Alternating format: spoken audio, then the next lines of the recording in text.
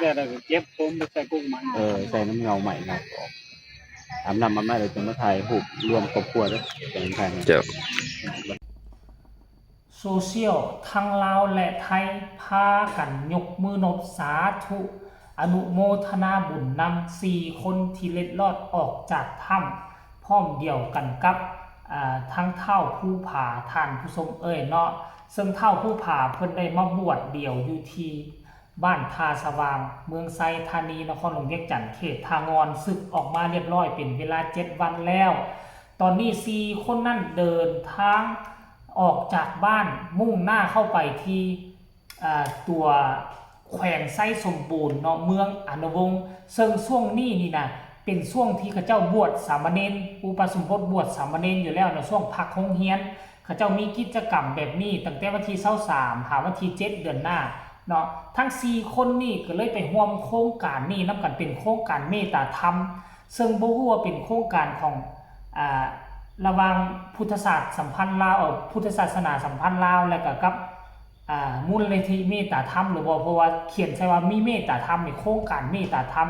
อาจจะเกี่ยวข้องกันหรือบ่เกี่ยวข้องก็เป็นไปได้ท่านผู้ชมทั้ง4 คนนี่เดินทางออกจากบ้านระยะทางก็เกือบเป็น100 กิโลพุ่นแหละมีอุปสรรครถพังรถเพ 2-3 ครั้งเขาเจ้าก็บึกบืนฝ่าฟันทะลุอุปสรรคนั่นมาจนมาฮอดไส้สมบูรณ์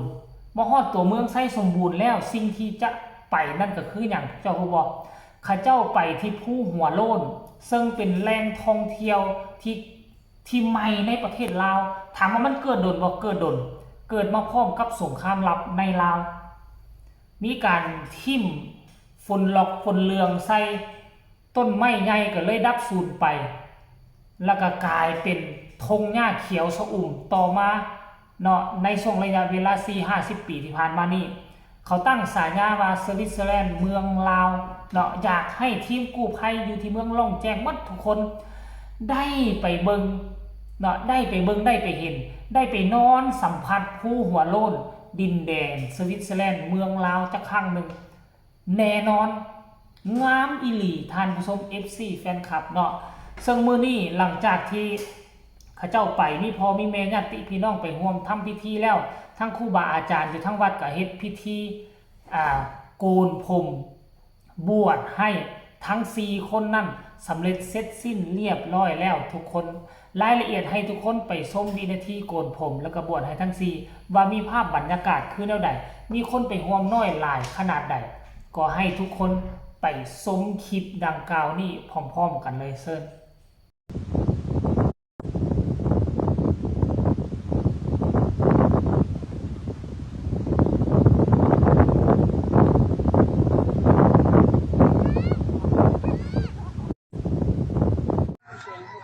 สวัสดีกินตัวบดจังได้ชายจิตใจสงบเด้อ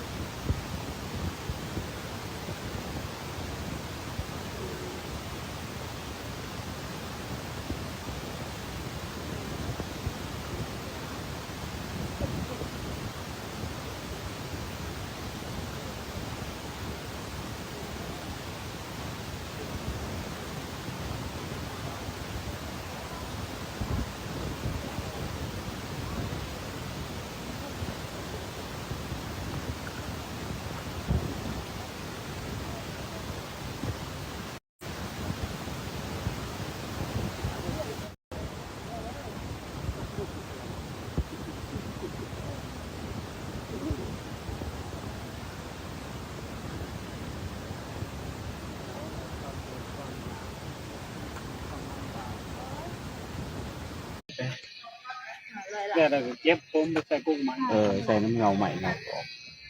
อาบน้ำมาไม่เลยจะมาถ่ายรูปรวมครอบครัวด้วยแต่งถ่ายเจ้ามันเป็นตัดแบบมันรอด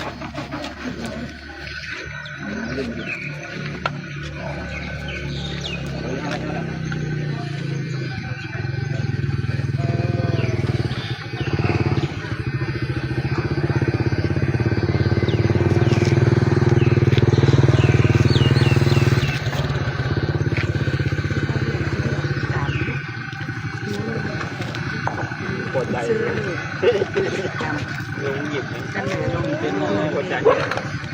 จึงอยู่สนามคือจังล่ำคือจังหลิง เต็มหัวเปิดเป็นทะเลผมก็ให้ว่าเห็นเสือ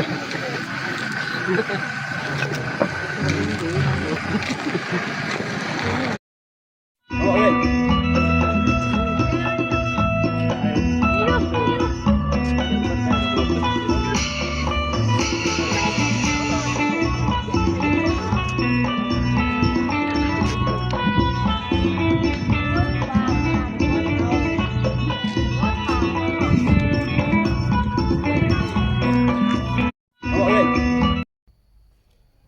นี่นะ FC แฟนคลับอันนี้คือภาพบรรยากาศที่มันเกิดขึ้นมาด้วยความมุ่งมั่นตั้งใจตั้งแต่ตอนอยู่ในถ้ำแล้วอยู่ในถ้ำนั้นมีหลายสิ่งหลายอย่างเฮ็ดให้ซุ่มนี่ตัดสินใจบวช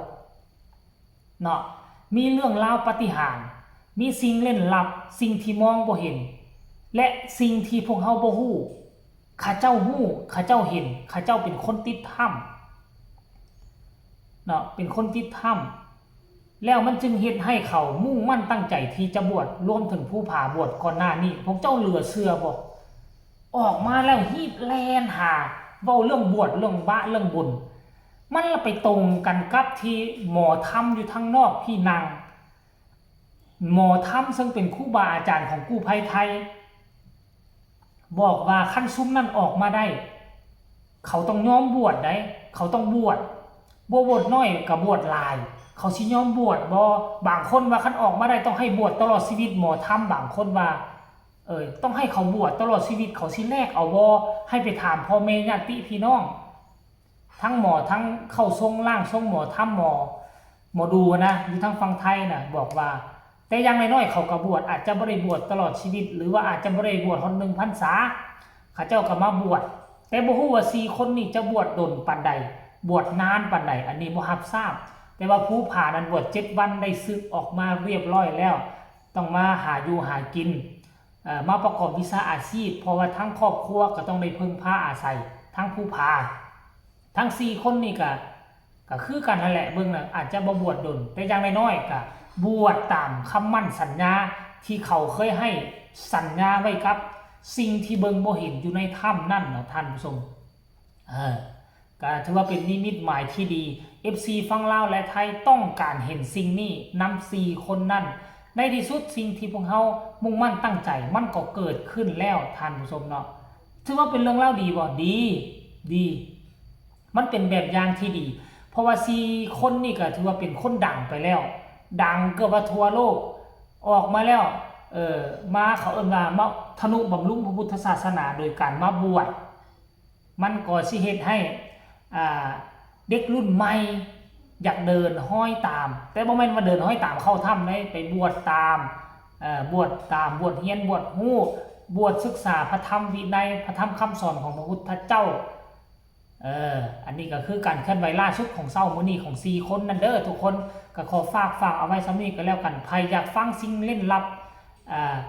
ก่อนบวชเราหมดปาก EP ที่5มีแน่นอนท่านผู้ชมจะเป็นเรื่องราวใดให้ทุกคนกดไลค์กด